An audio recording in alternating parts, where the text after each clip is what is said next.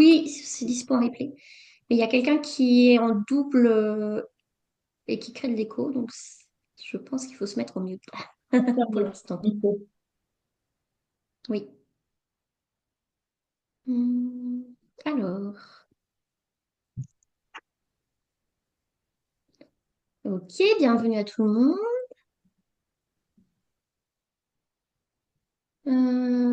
Bah écoute, c'est vrai qu'il est déjà 14h36, donc on va peut-être commencer. Cécile, si tu veux faire le mot introductif, s'il te plaît. Mettez en mute par contre. Bienvenue, bienvenue, bonjour, bienvenue à toutes et à tous.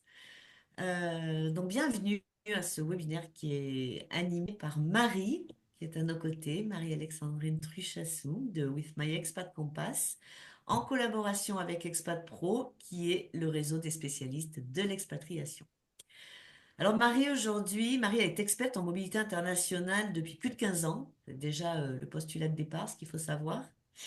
Et aujourd'hui, Marie, elle va nous donner, entre autres, hein, parce qu'elle va nous donner beaucoup de choses durant ce webinaire, mais notamment les clés d'une expatriation réussie pour le conjoint accompagnateur, et nous parler d'un thème qu'on aborde rarement, j'allais dire jamais, mais on va dire rarement pour être un tout petit peu plus mesuré, qui sont tous ces éléments à inclure pour le conjoint dans le package de départ du collaborateur expatrié.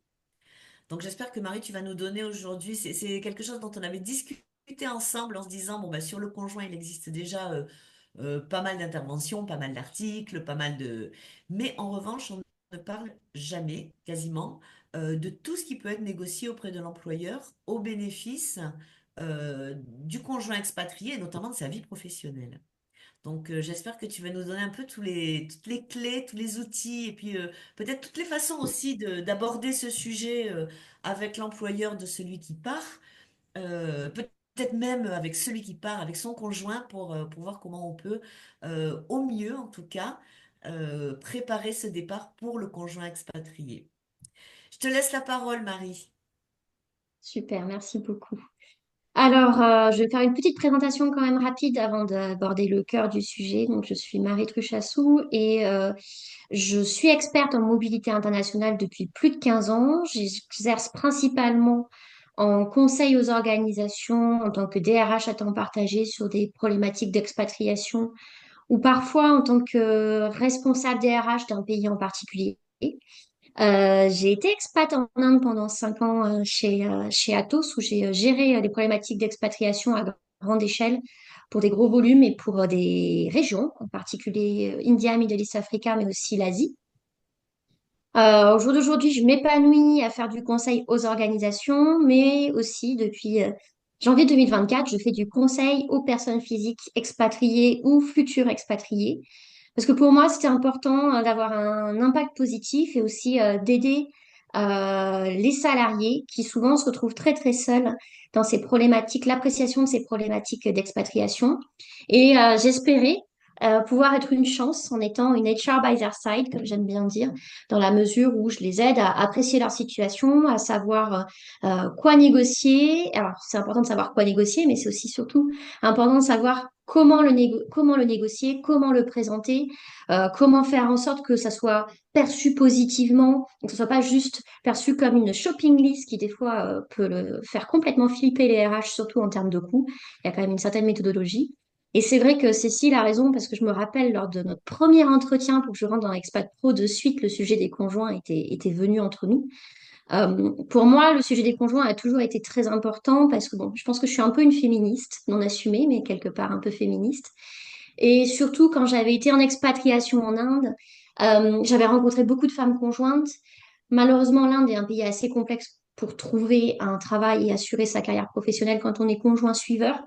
Et c'est vrai que j'avais été très frappée de cette dimension assez difficile pour les femmes de sacrifice de leur carrière, hein, dans une certaine mesure. Et effectivement, cette frustration où ça semblait évident que quelque part, elles mettent entre parenthèses leur carrière et à côté de ça, il n'y avait pas forcément d'accompagnement, de frustration, enfin, ou de soutien plutôt. Et donc, j'ai toujours eu cette problématique des conjoints en tête et j'espérais pouvoir aider à changer les choses. Et donc, l'été dernier, j'ai commencé à rédiger un e-book sur le sujet des conjoints d'expatriés et leurs difficultés à trouver un emploi avec un double objectif.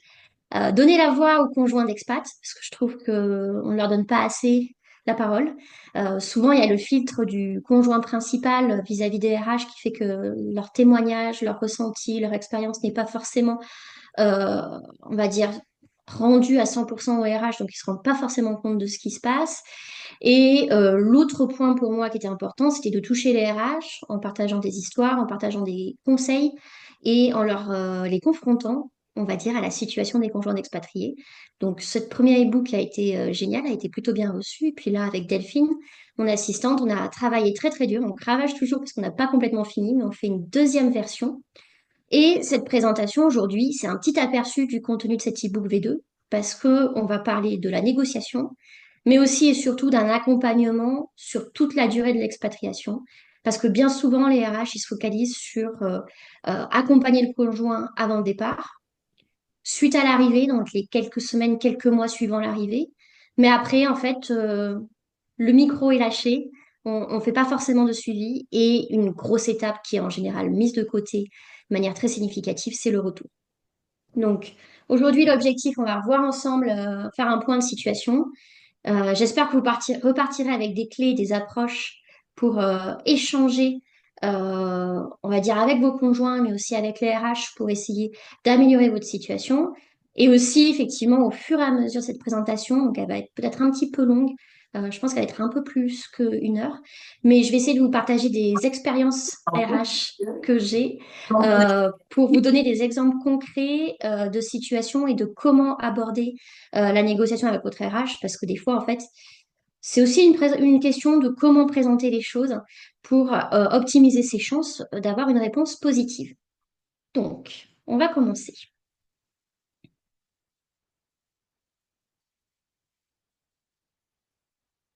Hmm,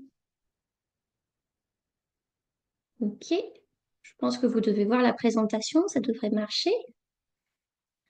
Euh, Au final, le titre est intitulé de la présentation d'aujourd'hui, c'est Les conjoints expatriés, le levier oublié de la réussite internationale. Et l'objectif final, ce que j'aimerais à la fin de cette présentation, c'est que vous ressortiez avec les clés pour faire reconnaître votre rôle stratégique et négocier des conditions optimales avec les employeurs pour compenser l'impact de l'affectation sur votre propre situation en tant que personne physique conjoint et pas juste un conjoint suiveur. Donc, ne pas oublier que vous jouez un rôle clé dans la réussite des expatriations. Si le conjoint n'est pas heureux, si le conjoint est en difficulté, ça aboutit en général soit à un rapatriement anticipé. On voit beaucoup euh, dans les expatriations quand la famille et le conjoint en particulier n'est pas bien. Le salarié, déjà en général, n'est pas meilleur de sa forme pour être dans son affectation et dans sa prise de poste. Ça a un impact sur la performance et généralement, ça génère un retour anticipé qui est très coûteux pour les entreprises. Et votre bien-être et l'intégration influencent directement la stabilité et le succès de l'expatrié sur le long terme. Donc ça, c'est un élément qu'il faut pas oublier, qu'il faut rappeler aussi aux RH, parce que des fois, ils ont besoin qu'on leur rappelle les choses. Parce que dans l'esprit RH, en général, on est focalisé sur le salarié stricto sensu. C'est le salarié avec lequel on a un lien juridique. C'est le salarié avec lequel on a un lien constant. Mais malgré tout, vous êtes une partie de l'équation et vous devez reprendre votre place par rapport à ça. Autre point important, les intérêts des RH et vos besoins doivent s'harmoniser. Donc en général, les RH, pour essayer de cadrer les choses, ils conçoivent et rédigent des politiques qui sont adaptées aux salariés, qui prévoient, on va dire, une trame de services, de droits, euh, qui sont principalement focalisés sur les salariés eux-mêmes, mais un peu moins approfondis sur les conjoints, malheureusement. Mais ce n'est pas parce qu'il n'y a pas d'approfondissement que vous n'êtes pas en mesure de négocier et de demander des choses. J'aime bien dire, quand je fais mes conseils auprès des expatriés, prenez le vide. Le vide est aussi une opportunité de pouvoir négocier quelque chose. Ce n'est pas parce qu'il n'y a rien qu'il faut partir du postulat que rien n'est fait pour vous. Au contraire, dites, ben, il n'y a rien. Ça me semble un peu bizarre qu'il n'y ait rien parce que moi j'ai cette situation qui m'affecte de telle et telle manière. Qu'est-ce qu'on peut faire ensemble pour qu'au final, cet impact soit compensé ou limité? Donc surtout, regardez la politique de votre conjoint par rapport à la société, regardez ce qui est prévu pour vous et partez de là. Mais ce n'est pas parce qu'il n'y a rien qu'en soi, vous n'avez aucun pouvoir de négociation. On arrête ce postulat. Par contre, ce qui est important, c'est de démontrer l'impact stratégique de votre rôle afin de relier l'intérêt RH par rapport à votre propre besoin. Vous avez la possibilité d'agir. Donc, le plus important, c'est d'identifier vos besoins spécifiques et ce, à chaque étape de l'expatriation. Et c'est là où ça demande un petit peu de projection, ça c'est sûr. On verra ensemble les 4 étapes. Il y a la préparation, l'arrivée, l'étape de stabilisation et le retour. Mais aussi, ce qui est important, c'est de proposer des solutions concrètes aux employeurs pour maximiser votre contribution. Sachant que souvent, on me dit, oui, mais Marie, les RH, ils m'ont dit qu'ils veulent pas parce qu'ils n'ont aucun prestataire. Ça doit pas être une fin de non-recevoir pour vous. Le message, c'est, je n'ai aucun prestataire, je n'ai pas le temps de m'en occuper. Faites le job de chercher vous-même des prestataires et de les proposer et de essayer de négocier les tarifs et de proposer des choses intéressantes pour votre employeur. Si à un moment donné, ils n'ont pas le temps, votre intérêt, c'est peut-être de prendre ce temps-là et de les aider et de définir un prestataire. Et la chance que vous avez dans ce genre de situation, c'est que vous pouvez choisir un prestataire qui vous correspond. Un prestataire pour un service où vous faites cette analyse, vous faites éventuellement des entretiens avec eux et vous êtes vraiment en mesure d'avoir un prestataire qui vous correspond par rapport aux besoins que vous avez identifiés. C'est une énorme chance par rapport à d'autres entreprises où il y a déjà une liste de prestataires prédéfinis et on n'a pas possibilité de faire avec un autre prestataire. Et là, à ce moment-là, on est cantonné, limité avec le prestataire qui est défini et entre guillemets déjà en place auprès de l'employeur. Ne pas oublier que malgré tout, les RH défendent leurs priorités. Ils visent surtout la performance globale et le contrôle des coûts. Le contrôle des coûts, ce n'est pas forcément stricto sensu ne pas dépenser, c'est dépenser intelligemment. C'est dépenser avec un retour sur investissement. Et si vous mettez en perspective le fait que, OK, vous avez besoin d'un bilan de compétences à 3 000 euros, mais c'est important pour vous pour définir ce que vous allez faire pendant cette période d'affectation, si vous allez chercher un travail en local, vous lancer dans l'entrepreneuriat, ou au contraire, peut-être en profiter pour faire des formations pour pouvoir anticiper votre retour en France. Il vaut mieux qu'ils dépensent ces 3 000 euros plutôt qu'ils ne les dépensent pas et qu'in fine, vous soyez malheureux et qu'il y ait un retour anticipé au bout de 6 mois, où là, le coût dépassera largement les 3 000 euros. Quand on présente ces demandes, il faut être factuel et aligné avec leurs objectifs stratégiques. L'aspect factuel, ce que j'ai souvent remarqué, et c'est pour ça que je coach les personnes sur ce sujet, il faut sortir de l'émotion, il faut sortir de sa situation, entre guillemets, personnelle. Quand on est trop centré sur soi, trop dans l'émotionnel, ça nous met pas en faveur, ça nous met pas en valeur. Et en général, c'est toujours un élément. Alors, ça va être très dur ce que je vais dire, hein, mais pour les femmes, c'est un élément très négatif pour nous, puisqu'en général, c'est toujours, elle est hypersensible, elle réagit trop. Alors que je suis persuadée que ça serait un homme, il n'y aurait pas forcément la même réaction. Bref, donc la stratégie pour éviter ce genre d'écueil, c'est on reste factuel, on se rattache à des faits. Moi, je sais que par exemple, pour justifier certaines choses, j'utilise beaucoup des enquêtes, pas forcément que des enquêtes françaises, mais des enquêtes aussi anglophones sur les chiffres liés à l'expatriation, le succès, les échecs, les raisons, pour arriver à justifier des prises de position. Quand on tombe sur des enquêtes avec des données précises, c'est très difficile de contrer sur de l'émotionnel. Et effectivement, il faut toujours faire ce travail d'aligner votre demande avec les objectifs stratégiques. Et ça dépend d'une société à une autre. Mais on en reparlera un petit peu plus tard. Vous seul pouvez valoriser votre rôle, c'est-à-dire qu'il faut que vous soyez proactive et proactif. Ne dépendez pas trop de votre conjoint. Il faut prendre l'initiative de négocier. Je sais que dans mon expérience professionnelle, ça a été très très rare, mais ça m'est arrivé des fois que des conjoints m'écrivent en direct pour me demander quelque chose. Et en fait, c'est la meilleure approche à avoir quelque part, parce que le conjoint peut être parfois un filtre pour les demandes et ne pas forcément présenter la demande dans la meilleure perspective pour vous. Et de toute façon, quelque part, quand il y a un besoin personnel, il n'y a personne d'autre que vous-même qui peut exprimer réellement le besoin en question. Alors, récupérer l'adresse email d'un RH de l'organisation de son conjoint, c'est assez culotté. Je vous le recommanderais pas forcément. Par contre, demandez à ce que vous participiez à un call pour pouvoir exprimer vos besoins. N'hésitez pas à le faire. Et ça sera difficile pour eux de nier cette demande. Et là, à ce moment-là, le point positif, c'est que vous commencez à rentrer comme une force dans la stratégie de négociation et aussi vous créez de la communication et du lien. Et si après vous avez contacté par email, c'est plus simple de le faire que si vous avez jamais été en contact avec eux auparavant. Il faut justifier vos demandes avec des arguments clairs et des bénéfices mesurables pour l'entreprise. Là, à nouveau, on retombe un peu sur la dimension. Si vous demandez quelque chose et que vous avez une idée du tarif, il faut donner une idée claire du coût. Il faut se baser sur des données. Si on se base sur des données, on sort de l'émotionnel et donc on limite les leviers de refus de la part des RH.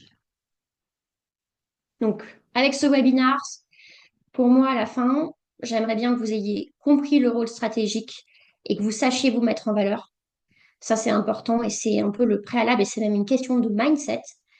Il faut que vous sachiez et que je vous partage des outils concrets pour réussir chaque étape de votre expatriation en qualité de conjoint, que vous appreniez à négocier des conditions optimales. Je vais vous donner quelques tips, quelques approches par rapport à ça. Et à la fin, je vous partagerai des services et des ressources qui vous permettront de creuser un petit peu tout ça pour voir effectivement ce que vous souhaitez mettre en œuvre. Donc, le plan du webinar, principalement, on va revenir sur l'importance stratégique. Je vais vous donner des données, des éléments que vous pourrez présenter au RH dans le cadre de votre négociation, un peu en titre d'intro pour arriver à vous repositionner. Ensuite, on se focalisera sur les différentes phases de l'expatriation et les services que vous pouvez demander en fonction de ces phases. À la fin, on verra toutes les clés et les tips pour négocier. Et puis, on clôturera par les outils pratiques. Donc là, toute cette partie-là, l'importance stratégique, pour certains, ça va être un peu de la redondance ou peut-être de l'évidence, mais c'est toujours bien de remettre, entre guillemets, l'église au milieu du village. Pourquoi les conjoints sont essentiels? Donc, déjà, vous êtes essentiel dans le sens où vous devez avoir un consentement pour partir et effectivement accompagner dans l'expatriation afin que l'ensemble de la famille déménage. Euh, Votre adaptation est importante puisqu'il y a une université de Pau en 2019 qui a sorti une étude très importante d'ailleurs. Je vous ai mis le lien sur la présentation quand vous la recevrez à l'issue de ce call. Vous pouvez aller creuser cette enquête, elle est vraiment très intéressante. Mais concrètement, les difficultés d'adaptation du conjoint sont l'une des principales causes d'échec des missions internationales. Entre nous, dans ma position de RH, j'ai rarement vu des situations où j'ai géré des retours anticipés pour des raisons de mauvaise performance. Ça m'est arrivé de temps en temps pour des raisons, on va dire, un peu business, changement d'approche stratégique, changement de business plan, changement, on va dire, financier. Ça peut arriver. Par contre, c'est vrai que toutes les fois où j'ai géré des rapatriements anticipés, on va dire en ratio quasiment à 70%, c'était à cause du conjoint pour une raison d'inadaptation. Et des fois, on a eu aussi des situations de maladie des parents qui peuvent aussi amener à se poser la question de rentrer dans le pays d'origine. Il y a la dimension de sacrifice professionnel significatif, puisque 70% des conjoints d'expatriés mettent leur carrière entre parenthèses pour suivre leur partenaire. Il faut faire un peu attention quand même à ce genre de données et selon dans quelle zone vous vous situez. Parce que si vous êtes dans un mouvement intra-Europe, ce chiffre est beaucoup plus bas. C'est beaucoup plus simple si on bouge de la France vers l'Allemagne pour le conjoint de retrouver, entre guillemets, un emploi parce qu'il y a moins de barrières. Il n'y a pas la barrière déjà de l'immigration. Il n'y a pas il y a des barrières un peu moins difficiles, à part celle de la langue, à surmonter. Mais typiquement, quelqu'un qui va en Corée du Sud ou en Inde, là, les taux euh, peuvent monter jusqu'à 90, voire même 95%. Donc faites toujours attention, reconnectez entre guillemets la data par rapport à votre propre situation en fonction de votre positionnement géographique. Vous avez une influence bien sûr sur la décision d'accepter une mission. Donc le conjoint peut être une des raisons principales d'un refus. À un moment donné, vous avez accepté, mais pas à n'importe quel prix. Et ça, il faut le rappeler.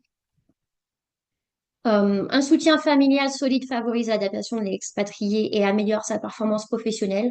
Vous êtes le pilier de l'expatrié et de sa réussite, puisque dans la plupart des cas, vous gérez énormément d'aspects logistiques, énormément aussi d'aspects émotionnels, parce que pour un expatrié, c'est jamais simple de rentrer dans la machine à laver de l'expatriation avec en plus le challenge professionnel qui est derrière.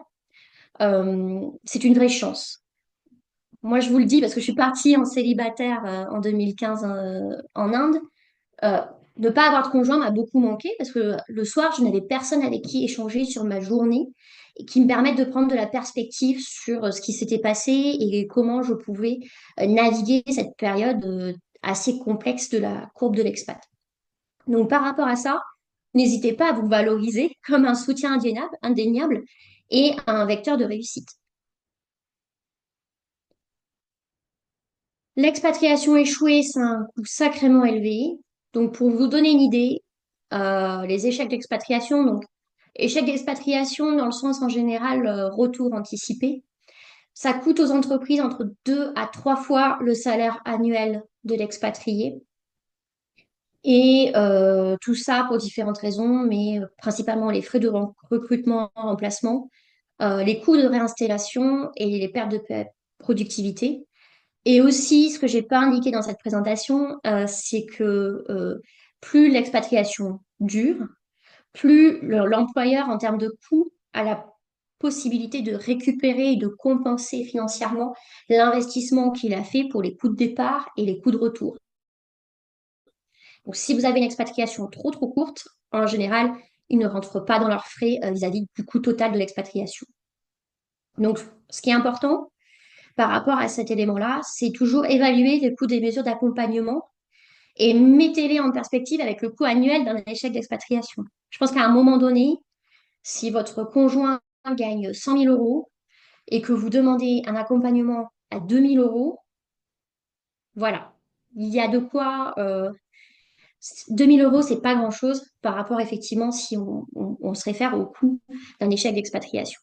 Donc des fois, il vaut mieux dépenser 2 000 euros plutôt que d'avoir un retour anticipé. Il faut le rappeler au RH parce qu'ils ont tendance à l'oublier. Les conjoints assurent l'intégration et la stabilité. Je pense que là, vous êtes complètement convaincus et j'ai pas forcément besoin d'aller plus loin. Donc maintenant, on va passer sur la dimension des étapes temporelles de l'expatriation. Et c'est vrai que je pense que la plupart d'entre vous, vous le vivez, donc c'est quelque chose que vous maîtrisez totalement. Mais pour moi, c'était important de revenir dessus parce que les RH ont tendance à se focaliser sur cette première étape avant le départ, la préparation, avec tout ce qui est planification administrative, logistique et psychologique, l'anticipation des besoins professionnels et personnels.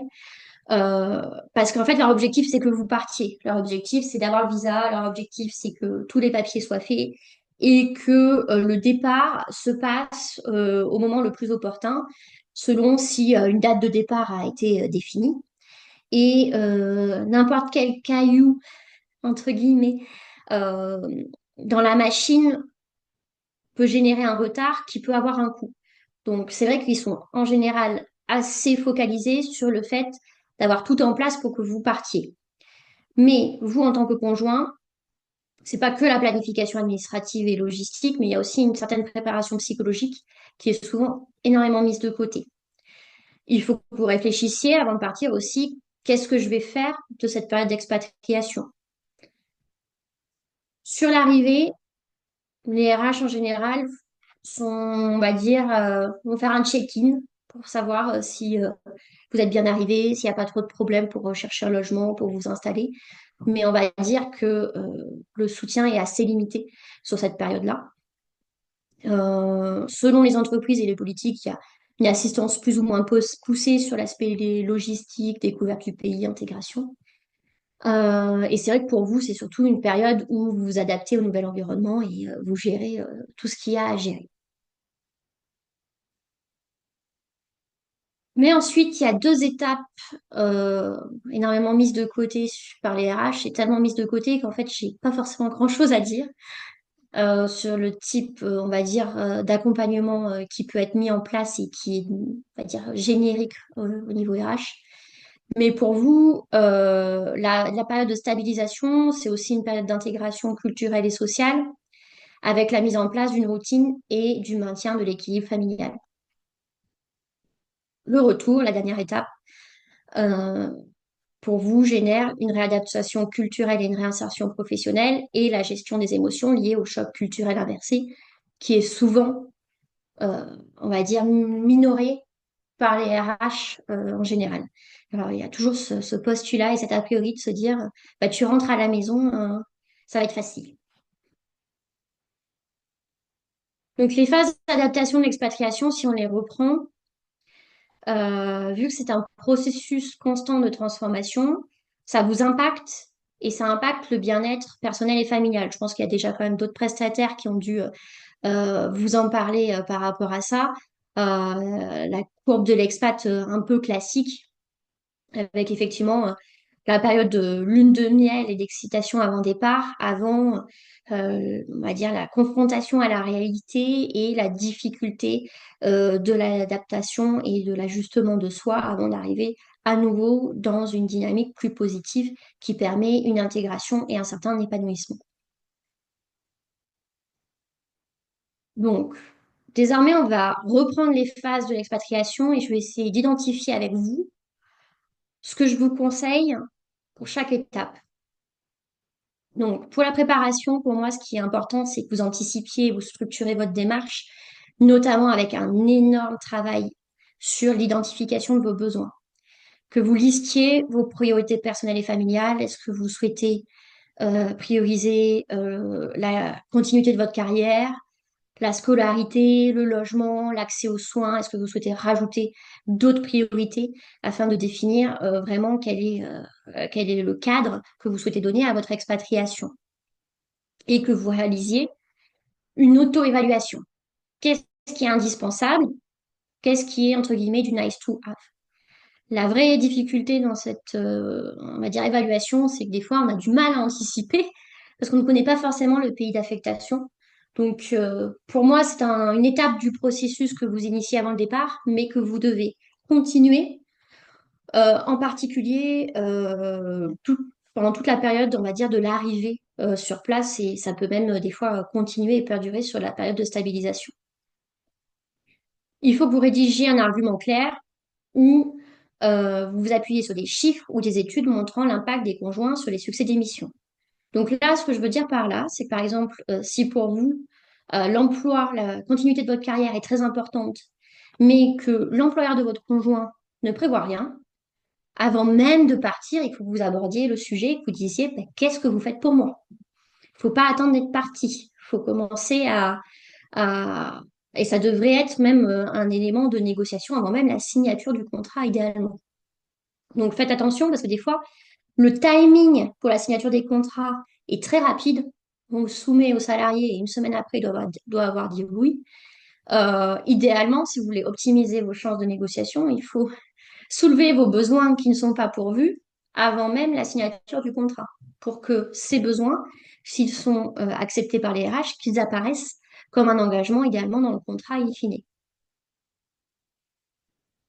Soyez force d'initiative et ça arrive assez rarement.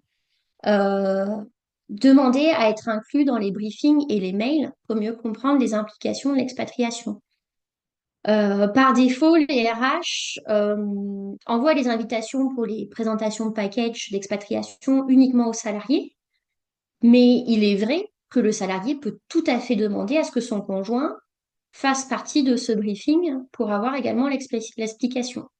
Et en toute transparence, avec l'évolution des générations, plus les expats sont jeunes, plus ils ont tendance à demander à ce que leur conjoint fasse partie de ces briefings. Auparavant, c'était pas du tout accepté et de plus en plus, c'est une pratique qui se développe, en particulier pour justement les entreprises qui souhaitent être un peu plus inclusives vis-à-vis des conjoints. N'hésitez pas à poser des questions sur les aides potentielles pour les conjoints, même si elles ne sont pas proposées par défaut. Vraiment, il faut se mettre dans une dimension proactive. L'entreprise ne peut pas se mettre à votre place et savoir ce que vous avez besoin. Il faut que vous communiquiez et que vous engagiez le dialogue.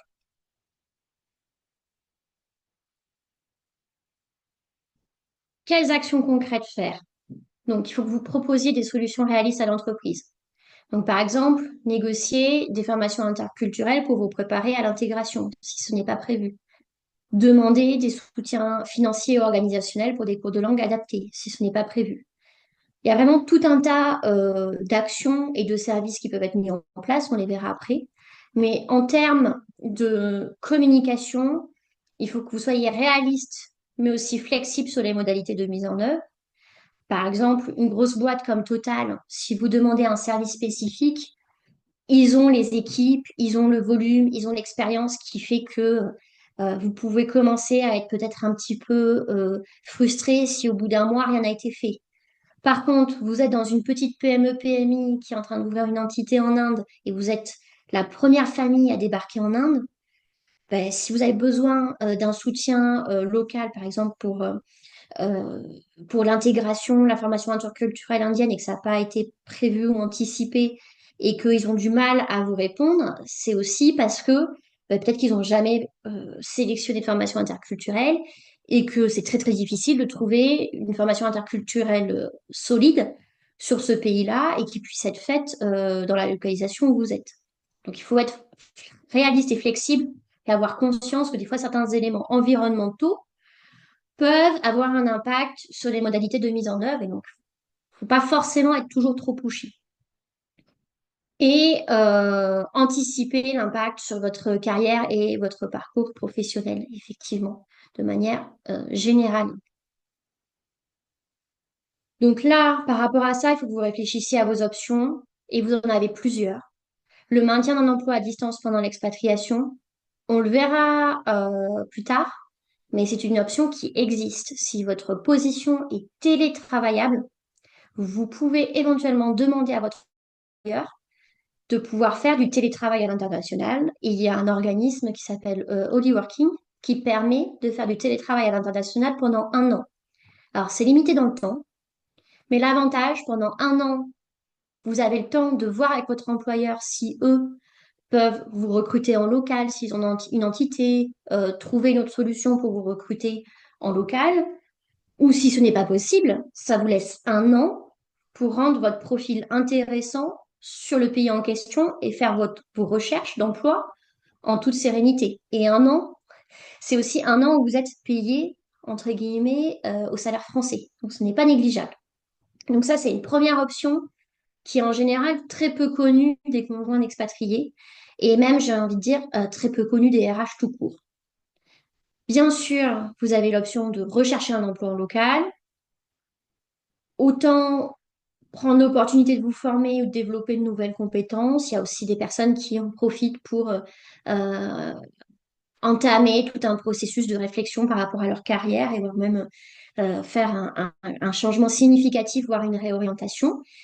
Et certaines utilisent la période d'expatriation pour explorer des projets d'entrepreneuriat ou des projets indépendants.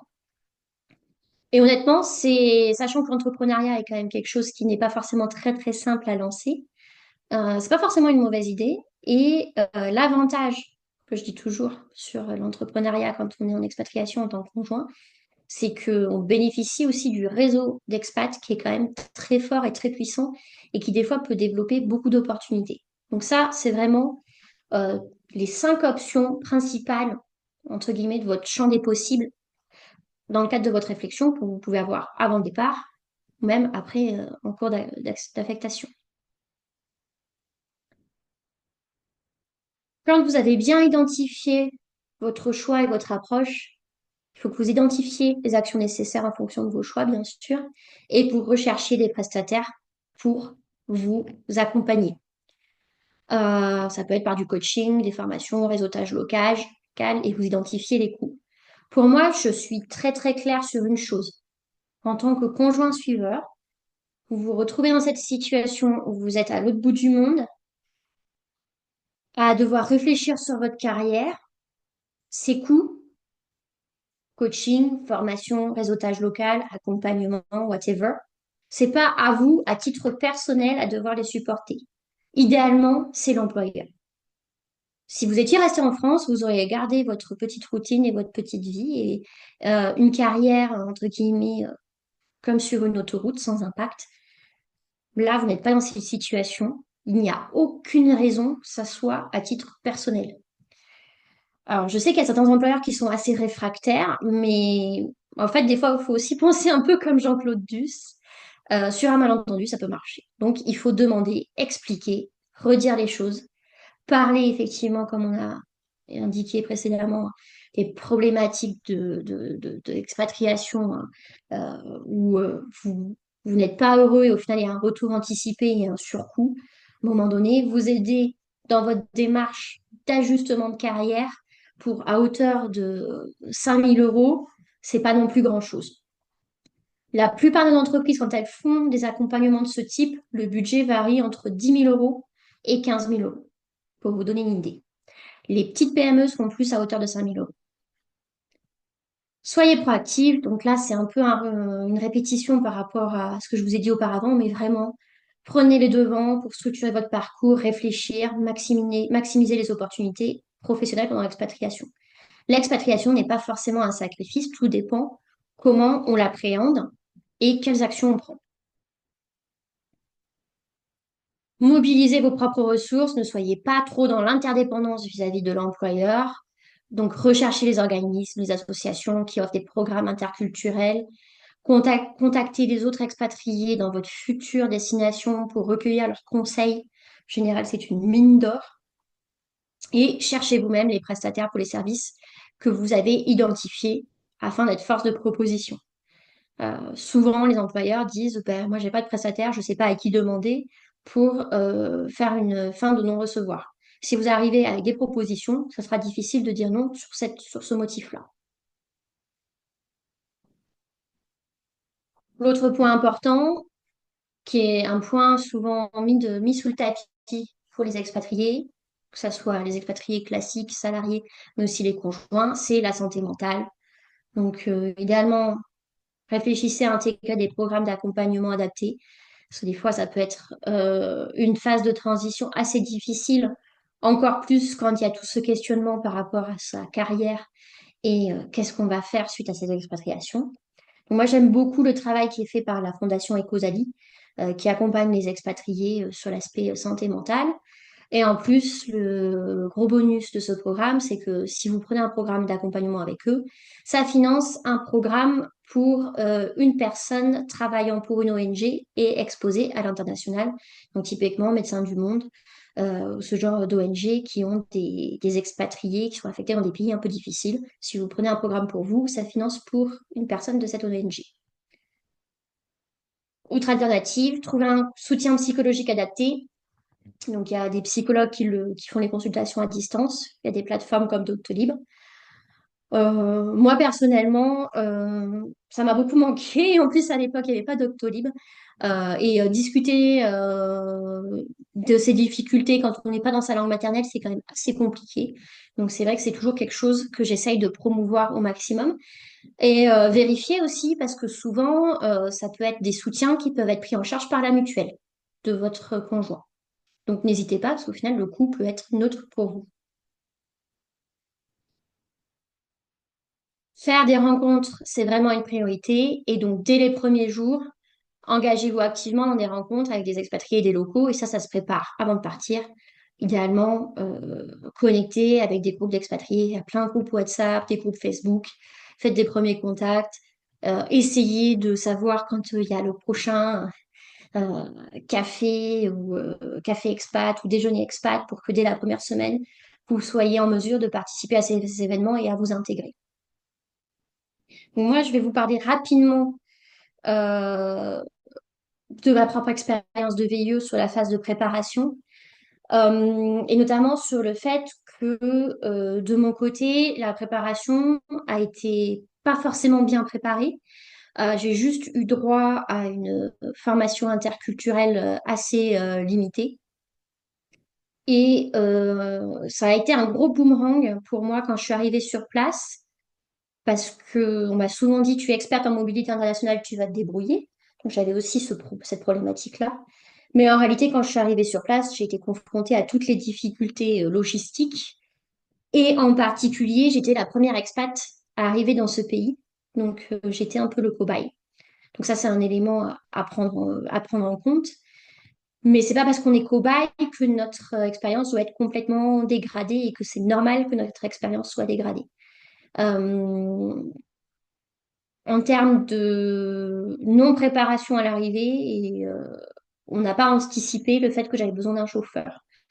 Et donc j'ai été en grosse difficulté suite à mon arrivée en Inde, avec à l'époque Uber, Ola se développaient à peine. Les conducteurs de taxi ne savaient pas utiliser le GPS et se repérer par rapport au GPS.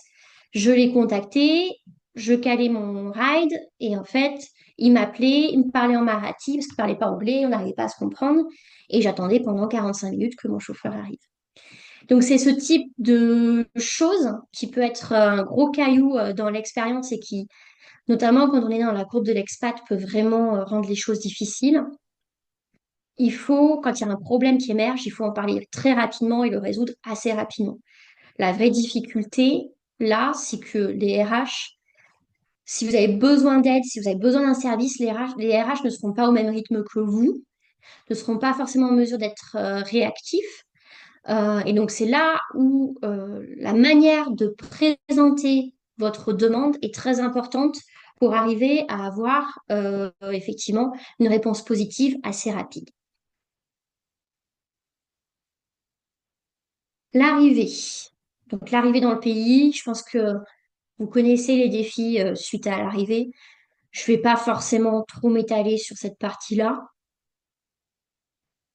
Par contre, la recommandation, bien sûr, c'est d'utiliser des plateformes comme Internations ou des groupes locaux d'expatriés sur les réseaux sociaux.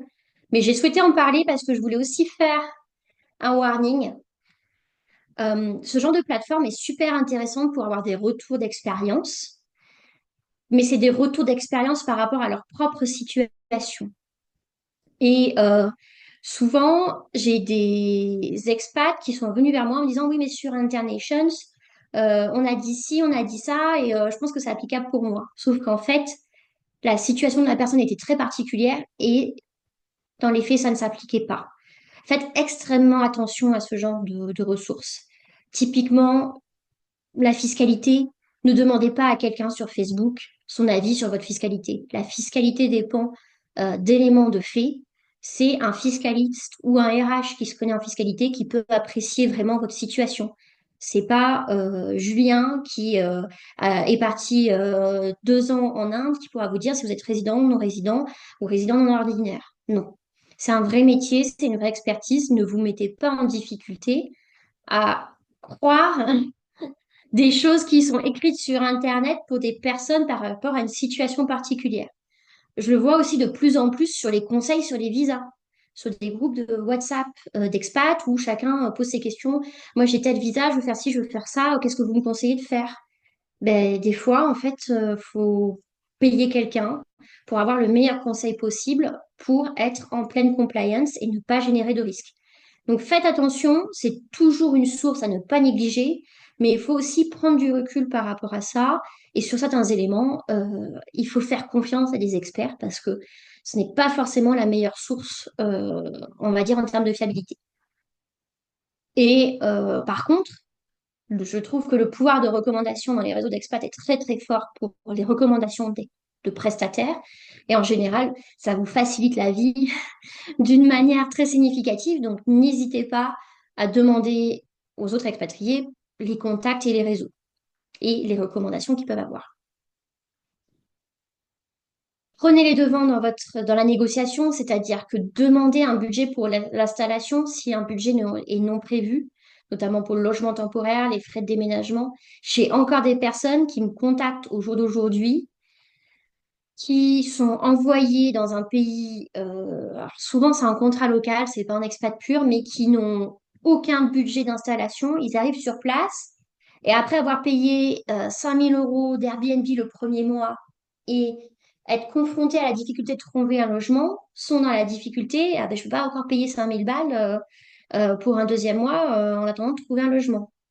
Oui, c'est vrai. Et c'est là où en fait où le bas blesse. Il aurait fallu négocier dès le départ, à minima, un certain accompagnement dans la prise en charge des coûts pour que vous ne vous retrouviez pas à prendre en charge à 100% l'impact financier. Proposer des solutions pour obtenir un accompagnement local, tel qu'un coach ou un partenaire afin de faciliter votre intégration. Et aussi, si l'entreprise ne fournit ni prestataire ni budget adéquat, vous prenez l'initiative. À nouveau, toujours la même logique. Recherchez les bons groupes d'expatriés.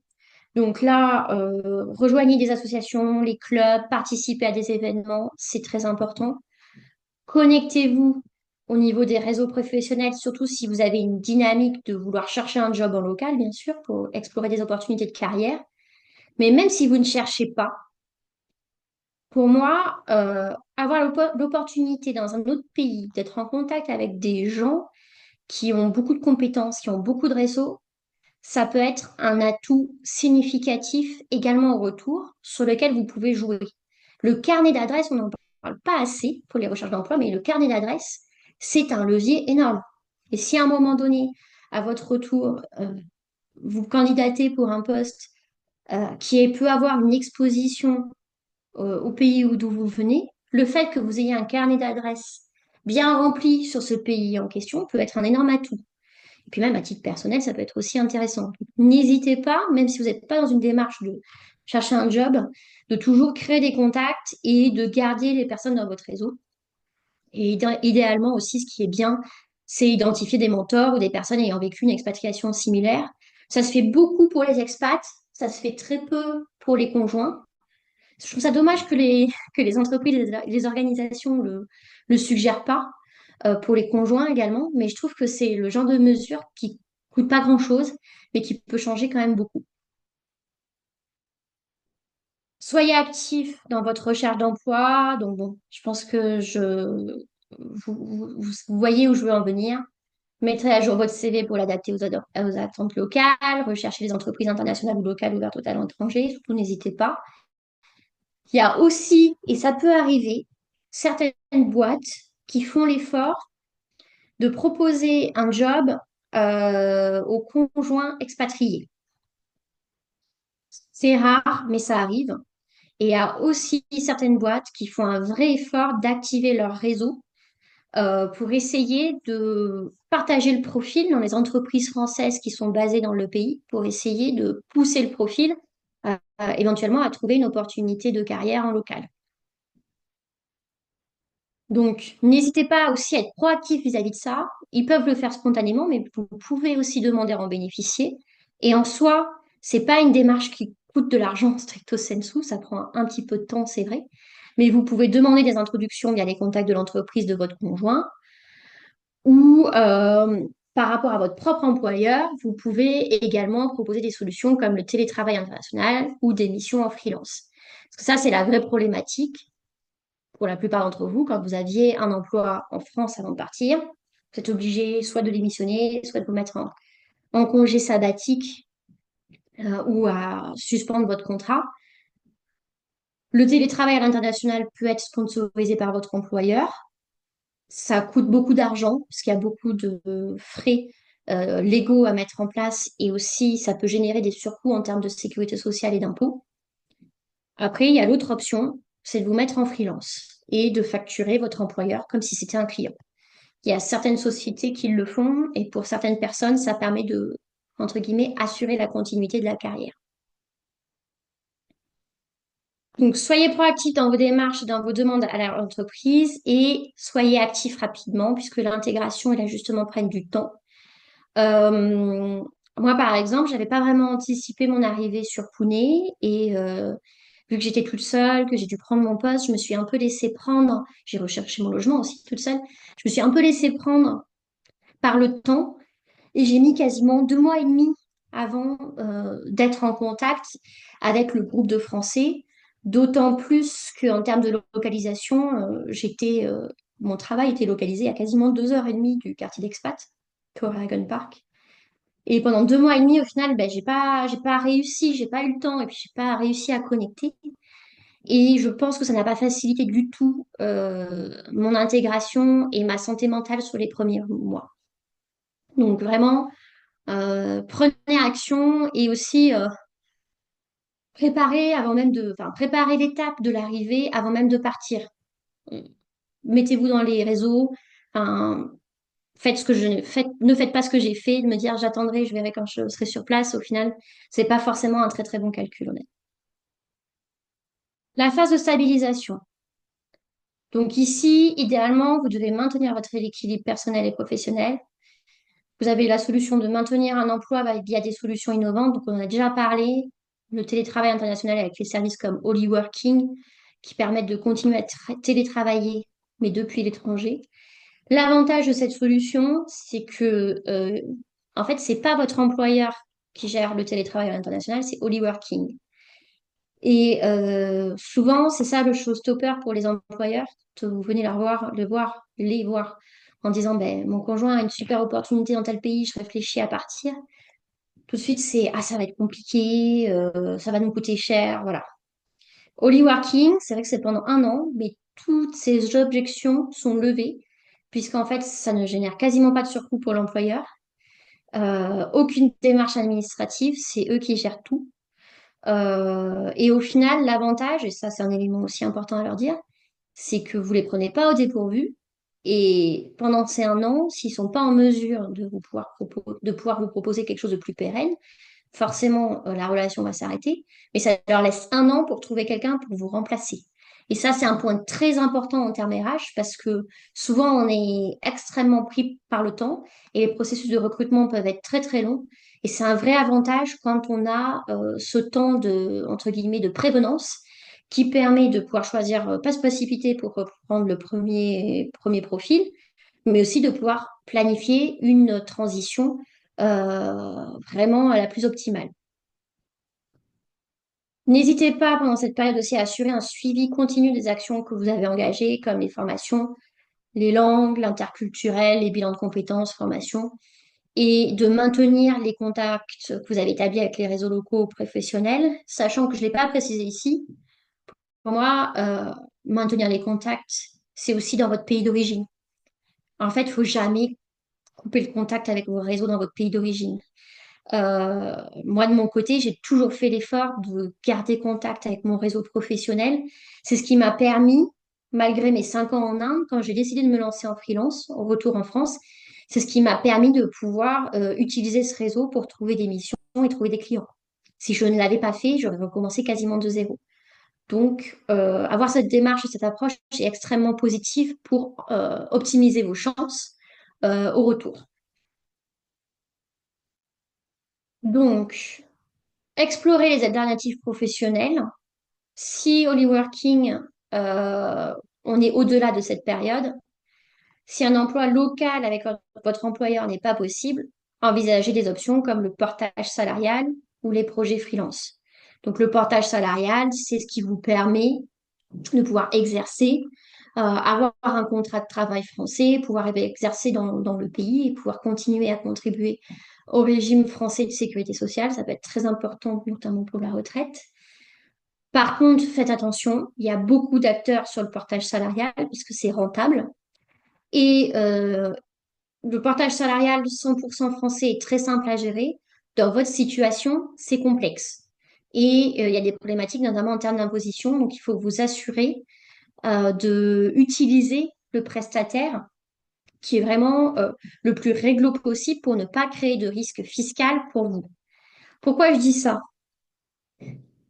Si vous n'êtes pas réglo en termes d'imposition par rapport à ce que vous devez, soit en France, soit dans le pays d'affectation, vous générez un risque pour vous, mais vous générez aussi un risque pour votre conjoint et aussi pour l'employeur de votre conjoint. Donc ça, faites extrêmement attention. De plus en plus, il y a des situations qui commencent à émerger où le risque fiscal généré par un conjoint dans le cadre de son activité, par un montage qui n'était pas très réglo, revient en boomerang vis-à-vis de l'employeur. Et là, c'est quand même assez problématique. Et c'est exactement la même chose pour les gens qui se mettent en freelance. Il faut faire vraiment attention à comment vous le structurez et à être réglo vis-à-vis du droit français, mais aussi vis-à-vis du droit du pays où vous résidez.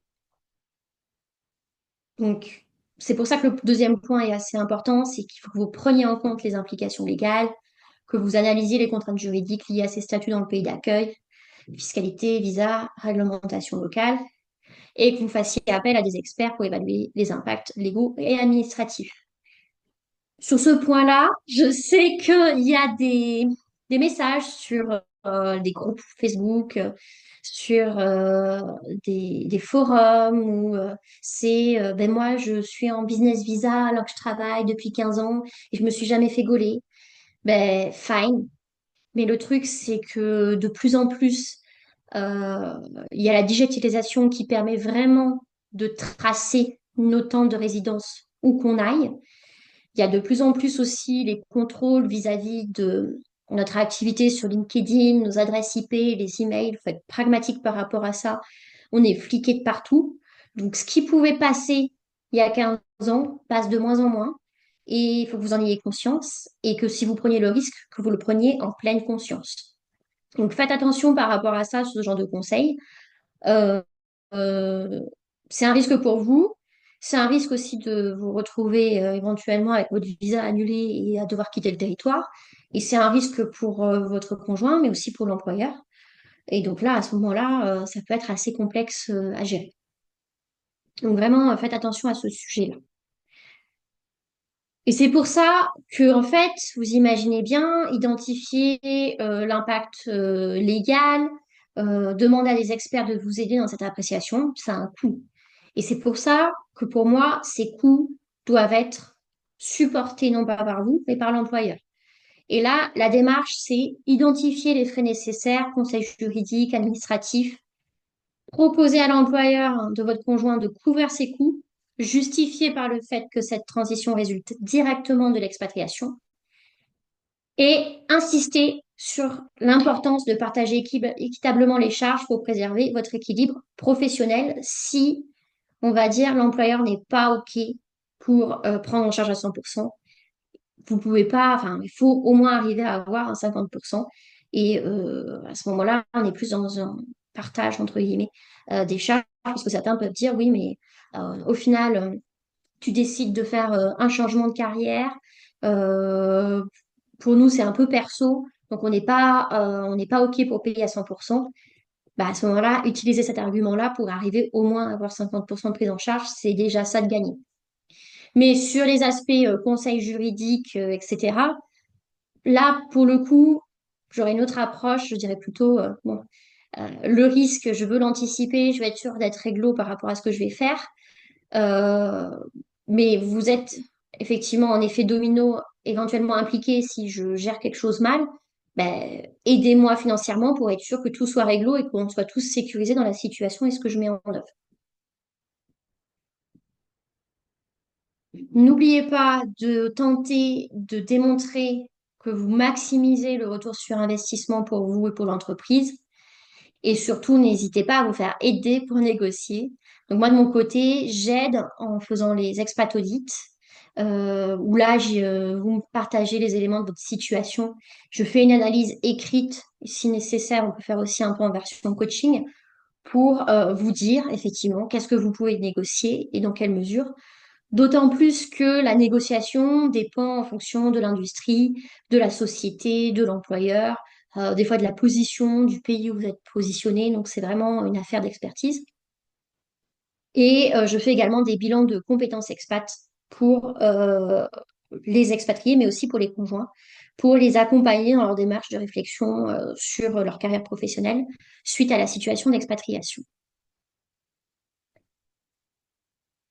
Il faudra que vous montriez, entre guillemets, une certaine fidélisation grâce à la stabilité. Donc une intégration réussie, ça réduit le risque forcément de retour anticipé. Et montrer comment vos actions favorisent l'équilibre familial, vos démarches peuvent effectivement garantir le fait que vous êtes OK pour finir l'affectation, voire même, c'est aussi important parce que souvent c'est enclenché dans les démarches de renouvellement. Proposer des ajustements réguliers, rien n'est acté dans le marbre. Vivre dans un pays à l'autre bout du monde, ça, c'est mouvant et vos besoins peuvent évoluer. Donc, proposer de planifier des points réguliers avec l'employeur pour évaluer l'adéquation des mesures prises et éventuellement ajuster aussi en fonction de vos besoins. Je sais qu'il y a certaines entreprises, elles font un point avec les conjoints tous les 6 mois. Et demander un soutien supplémentaire si nécessaire en cours de route. C'est pas parce que le contrat a déjà été signé que vous pouvez pas à nouveau demander quelque chose. Notamment si dans votre démarche, dans votre réflexion, par exemple pour un bilan de compétences, vous identifiez, bon ben ok, j'ai fait mon bilan de compétences qui était prévu avant mon départ, et désormais je sais que je veux devenir entrepreneur et indépendant et j'ai besoin de soutien dans ce lancement à l'entrepreneuriat. Mais forcément, ça sera une demande en cours de route. Pour le retour, il y a des vrais défis à anticiper pour lesquels vous pouvez et vous devriez avoir besoin d'accompagnement. Donc, pour anticiper le choc culturel inversé, avec notamment les défis émotionnels, la santé mentale, bien sûr, et le plus gros point, la reprise de carrière, avec notamment la problématique, plus qu'une problématique, l'approche de bien identifier vos compétences acquises à l'étranger afin de les valoriser dans votre CV. Je sais que des fois, il y a certaines personnes qui me disent bah, j'ai pas travaillé, donc j'ai pas de nouvelles compétences. Ben, si, vivre à l'étranger, vous ajuster, apprendre une nouvelle langue, gérer tout l'aspect logistique, installation dans un nouveau pays, c'est développer des nouvelles compétences et il faut que vous les mettiez en avant. N'hésitez pas aussi à mettre en avant vos engagements, peut-être que vous avez pu prendre auprès d'ONG, d'associations pour les expatriés, c'est quelque chose à mettre en valeur. Et pour l'aspect reprise de carrière, ce que je recommande toujours, c'est d'anticiper et 6 mois avant la date de retour en France, de lancer une sorte de plan d'attaque pour la réintégration du marché français, avec éventuellement un coaching qui vous permet de vous préparer, de mettre à jour votre CV, de reprendre pied avec le marché du travail français, afin d'être prêt à prendre un nouveau travail euh, au retour en France. Donc, bien sûr, valoriser vos compétences internationales. Donc, pour moi, il y a toujours l'adaptabilité, l'interculturel, la gestion de projets complexes. Mettez en avant ces acquis dans votre CV en les liant à des réalisations concrètes. Parce que souvent, les RH et les recruteurs, ils ont besoin de ça pour se projeter et pour comprendre vraiment comment vous avez pu acquérir ces compétences. Et le point important aussi d'obtenir des références solides et visibles. Assurez-vous d'avoir des recommandations sur LinkedIn qui détaillent vos contributions spécifiques à l'étranger.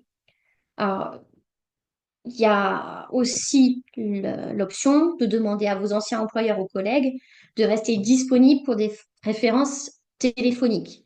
Et c'est vrai que des fois, selon les pays où vous allez travailler et selon les entreprises, on peut avoir une prise de référence avec vos anciens employeurs qui est fait par téléphone par le nouvel employeur. Donc, c'est important de garder les contacts et les numéros de téléphone.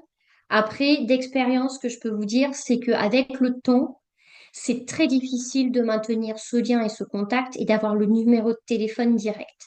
Donc, le deuxième point de référencement est très, très difficile à maintenir dans le temps. Et c'est pour ça que je demande toujours et je suggère toujours aux gens de récupérer des recommandations sur LinkedIn qui restent gravées dans le marbre.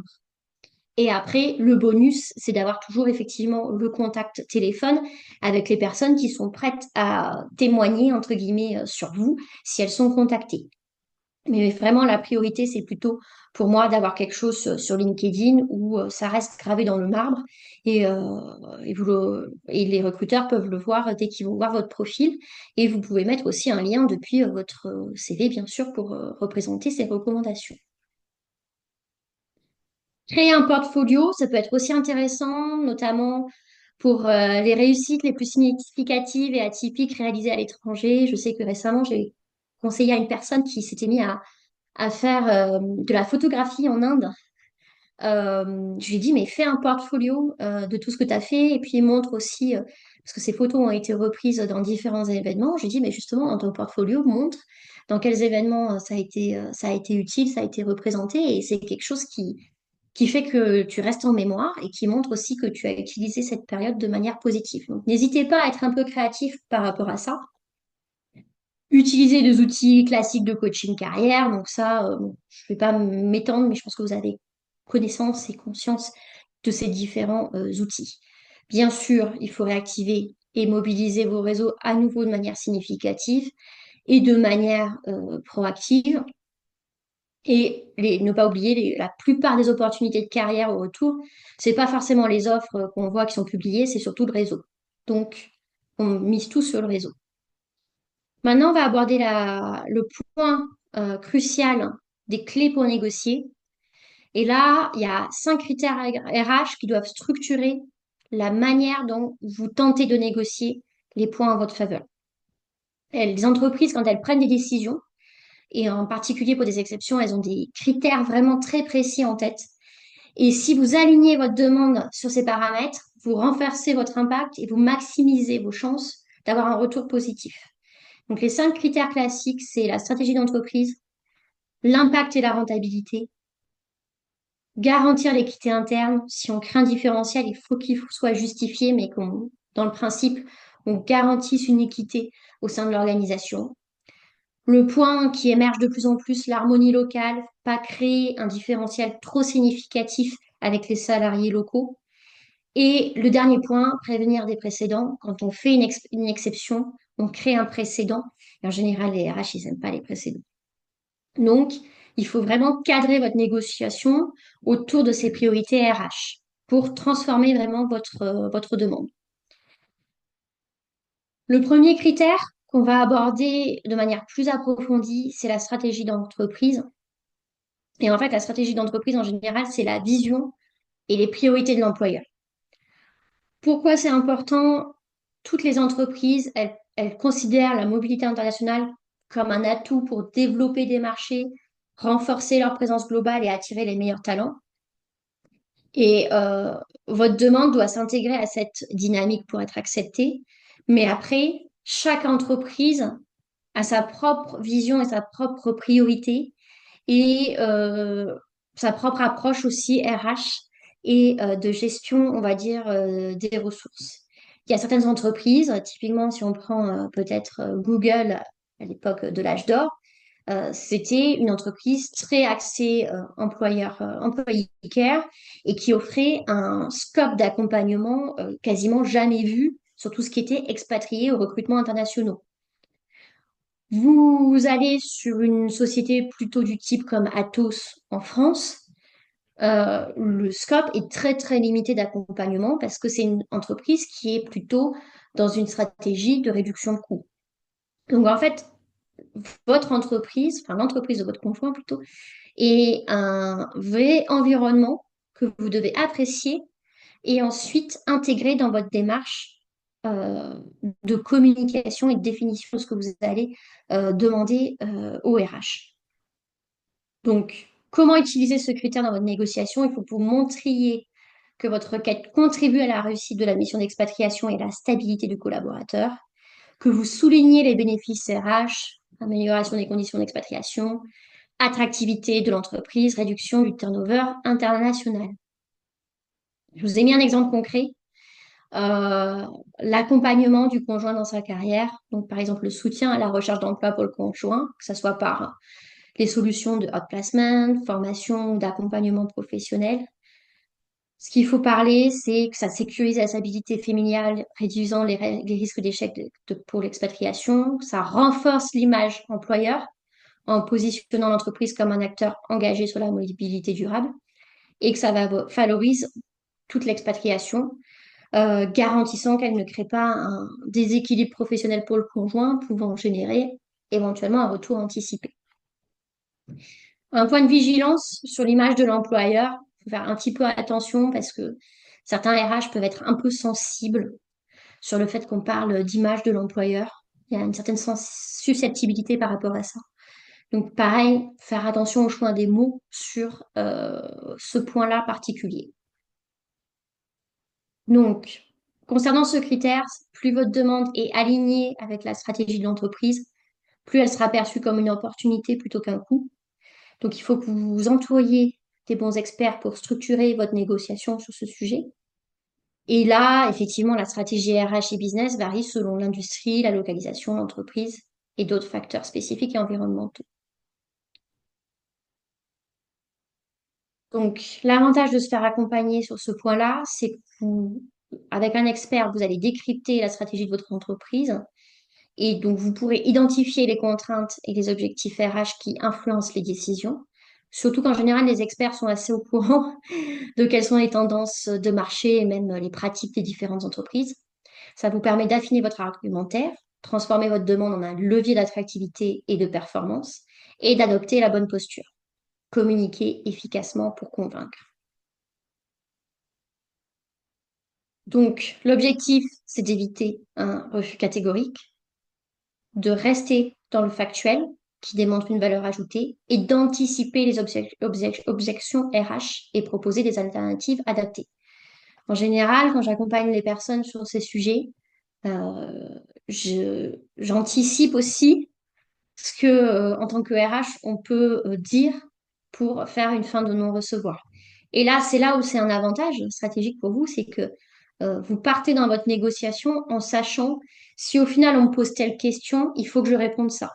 Et donc tout de suite, vous ne rentrez pas dans une dynamique où ben, vous êtes là, je reviendrai vers vous plus tard. Non, directement, vous êtes en mesure de pouvoir dire, avoir une opposition et dire, bah, écoute, je comprends, mais en même temps, il y a ça. Et donc, en fait, la négociation continue. Donc, ça ne devient plus une fin de non-recevoir, ce qui est assez important. Donc, il y a d'autres critères, comme vous avez pu voir auparavant. On n'a pas le temps de les développer aujourd'hui parce qu'ils sont assez lourds. Mais on a rédigé un guide gratuit avec Delphine sur ces 5 critères. Donc au final, vous pouvez le télécharger en ligne et vous pourrez y retrouver toutes mes recommandations sous le même format que ce qu'on a fait aujourd'hui sur le premier critère, sur ce guide en ligne qui est téléchargeable gratuitement. Donc vous pouvez le télécharger si vous le souhaitez, vous scannez ce QR code et vous aurez directement accès au guide en téléchargement gratuit. Donc surtout, jetez un œil, il y a plein de conseils. C'est déjà une bonne base de départ pour votre réflexion sur ce que vous souhaitez négocier dans votre situation. Autre point clé pour négocier en dehors des 5 critères, c'est qu'il faut toujours proposer des solutions alternatives adaptées aux contraintes RH. Comme je vous disais, les entreprises, des fois, elles disent non ou elles ne veulent pas répondre parce qu'elles ont des contraintes budgétaires, il y a des aspects politiques, ou tout simplement, et il faut le dire, de manière générale, dans la plupart des organisations, les RH sont débordés et votre demande peut paraître comme une demande qui va demander beaucoup de temps, chronophage, et bon, je préfère la mettre sous le tapis ou répondre négativement que l'adresser. Si vous avez une approche flexible, avec vraiment une dimension compromis gagnant-gagnant, et proactive, vous avez toutes vos chances d'obtenir ce que vous allez demander. Donc, des fois, la flexibilité, ça peut se révéler comme étant un ajustement financier temporaire. Par exemple, si c'est pas possible de faire une augmentation salariale ou de mettre en place une prime spécifique qui serait importante pour vous pour financer un besoin spécifique, proposer une solution plutôt, on va dire, comme un avantage en nature ou une prise en charge de frais sur note de frais. En général, les RH sont plus favorables à ce type d'avantages qui sont peut-être plus simples à mettre en œuvre que de faire un changement contractuel stricto sensu. Donc là, ce qui est bien, c'est que ça permet de répondre à votre besoin tout en limitant l'impact budgétaire. Le deuxième point, c'est la prise en charge ciblée de certains frais. Donc, demander le financement de dépenses spécifiques, comme par exemple une formation, un accompagnement à la mobilité ou un soutien ponctuel, par exemple le logement temporaire, les compléments de retraite. Proposer toujours des avantages non monétaires à forte valeur ajoutée pour vous, mais à coût réduit pour l'entreprise. D'autant que ce qu'il y a derrière, c'est que dans certains pays, en termes fiscal, si on paye un avantage comme du salaire, c'est très imposable. Si on le délivre comme un avantage en nature, ce n'est pas imposable. Donc il y a une vraie problématique fiscale, mais aussi de sécurité sociale pour les cotisations qui est derrière. Donc des fois, proposer des avantages non monétaires vous permet d'avoir plus de chances d'avoir une réponse positive à votre demande. L'autre flexibilité peut venir de la mise en place progressive et des ajustements possibles. Donc, par exemple, si vous êtes dans une situation où l'entreprise a pour un moment donné des contraintes budgétaires, et ça arrive, il y a des situations où c'est ce qu'on appelle purchase order freeze, c'est-à-dire qu'on n'a plus d'ordre d'achat, on limite toutes les dépenses. Ben, à ce moment-là, dites, j'ai ce souci-là, je sais que à l'heure actuelle, à l'instant T, ce n'est pas possible que vous m'accompagniez pour des raisons budgétaires et je souhaite être dans la compréhension de cette situation parce que c'est dans l'intérêt de tout le monde, mais j'aimerais qu'on en rediscute dans 6 mois. Donc ne clôturez pas la demande, mais faites en sorte que ça soit convenu que 6 mois après, votre besoin soit à nouveau apprécié par l'organisation et si la situation a changé, vous pourrez être accompagné. Ou sinon, suggérer une phase d'expérimentation avec des points d'étape pour ajuster la solution en fonction des besoins et des résultats observés. Le point important, un refus ne signifie pas une impasse, juste anticiper les alternatives réalistes et avantageuses pour les deux parties afin de toujours faire avancer la négociation de manière constructive.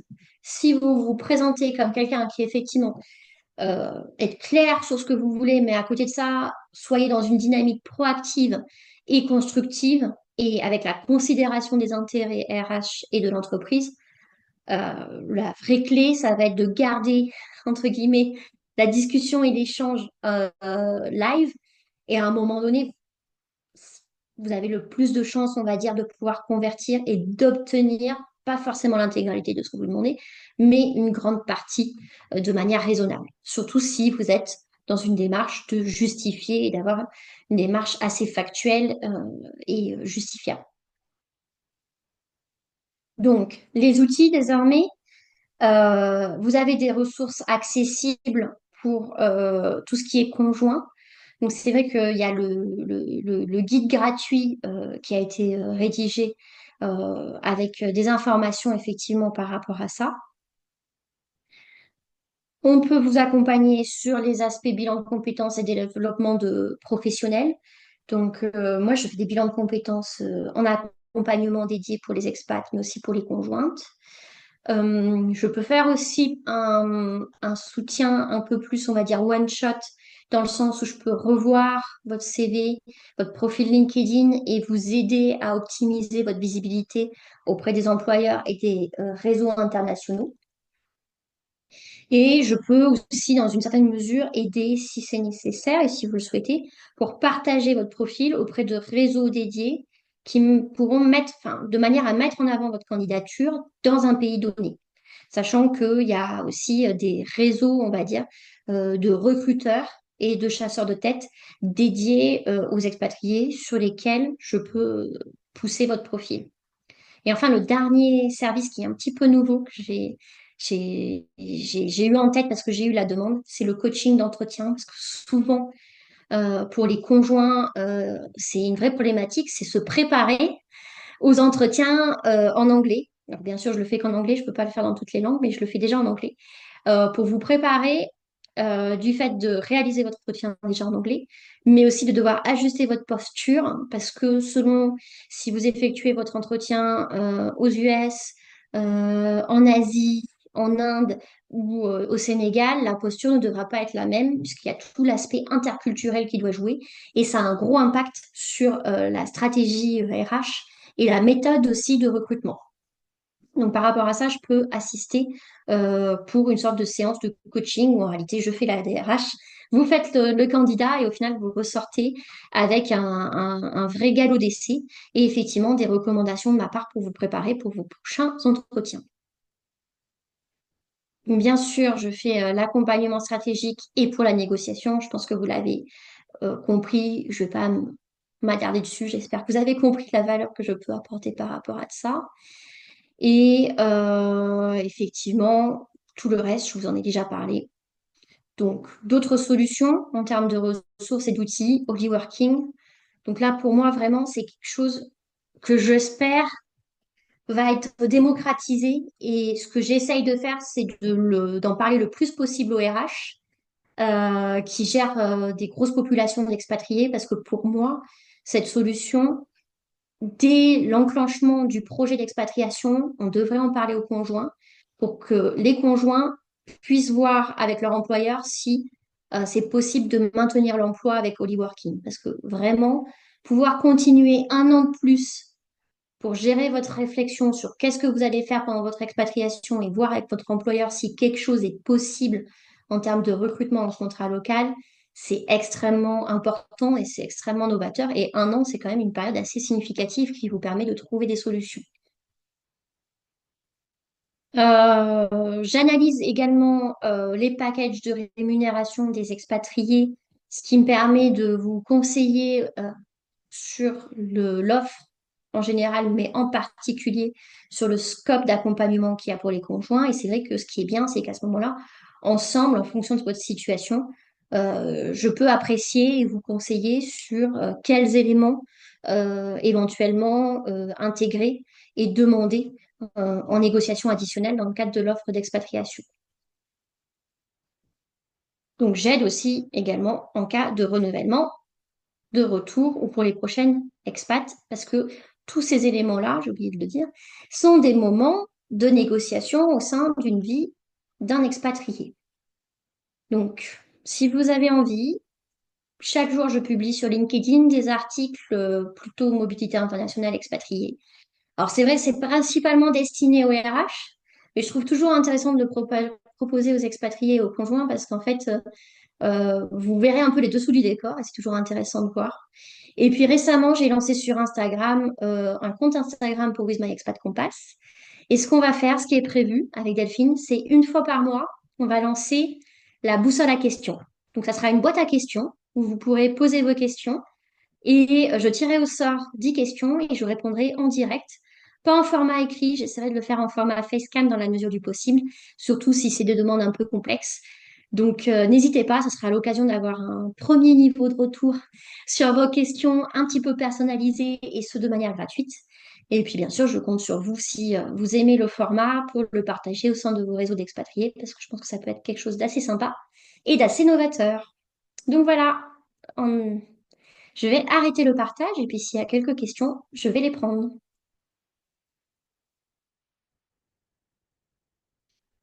Alors, est-ce qu'il y a des questions? Et on peut les prendre pas forcément en format chat, en format live, ça me va très bien aussi. C'est plutôt sympa.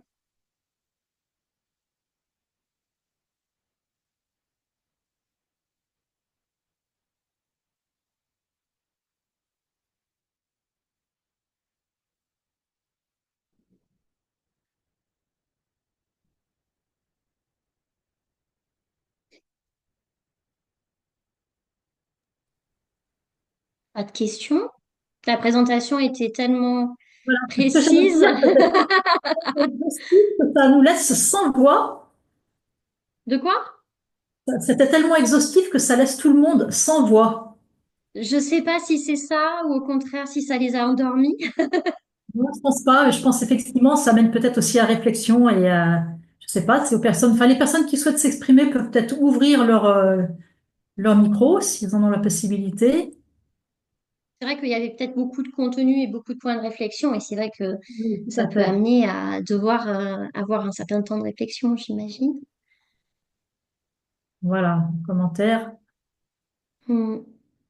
Mais c'est vrai que l'aspect négociation RH pour les conjoints est quasiment. Enfin, c'est pour ça d'ailleurs que je voulais l'aborder, c'est que je trouve que personne n'en parle. Oui, non, mais c'est vrai, c'est une excellente idée parce que on n'y pense pas, en fait, voilà, ou on pense que c'est pas possible, ou on pense que c'est pas envisageable, et voilà. Après, je vais vous dire honnêtement, hein, Catherine, les RH font aussi énormément croire que ce n'est pas possible parce qu'ils ne veulent pas traiter Bien sûr. Non, mais trop de c'est demandes complexe. individuelles.